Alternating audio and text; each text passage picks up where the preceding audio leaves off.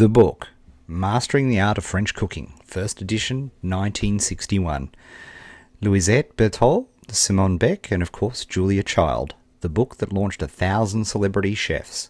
Julia Child taught America to cook and to eat. It's 40 years later. Today we think we live in a world Alice Waters made, but beneath it all is Julia. 90 if she's a day, and no one can touch her. The Contender. Government drone by day, renegade foodie by night. Too old for theatre, too young for children, and too bitter for anything else. Julia Powell was looking for a challenge, and in the Julia project she found it. Risking her marriage, her job, and her cat's well-being, she signed on for a deranged assignment. 365 days, 536 recipes, one girl in a crappy outer borough kitchen. How far will it go? We can only wait and wait and wait. The Julia project, coming soon to a computer terminal near you. Sunday, August 25th, 2002. Who would have thought that humble blog beginning back in 2002, let alone Julie Powell, would think that it would become a best-selling book, an incredible movie, and propel her on to a completely new career in food journalism. And she's written a second book, and completely changed her life. And that's the awesomeness of a market leadership type project. Now, we can, I suppose, do it a little bit more scientifically with that. But I find this an extraordinary example of market leadership and how that simple blog could start up and produce this extraordinary phenomena. And again, wasn't done out of any sort of self-interest. It was just a challenge. Why would I play you a movie trailer as part of the challenge?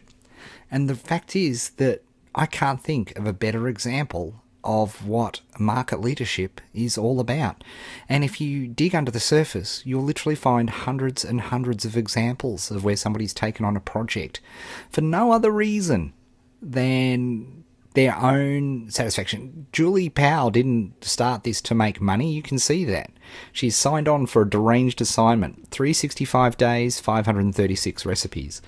One of my favourite portrait photographers, Bill Wadman, started off in January of 2007 to take a portrait every day for 365 days.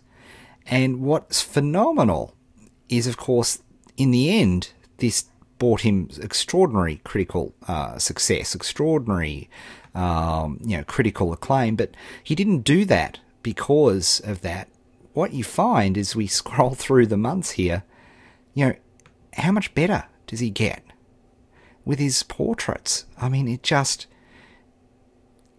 get better and better and better as we go through. And he kept at it, and he stuck at it, and continued and photographed some amazing people, did some extraordinary work, and, just wonderful work, which in the end got him work with Time Magazine and Newsweek. And compare this portrait to the first one he took because of the practice and the habit of doing this. And this is what market leadership is all about.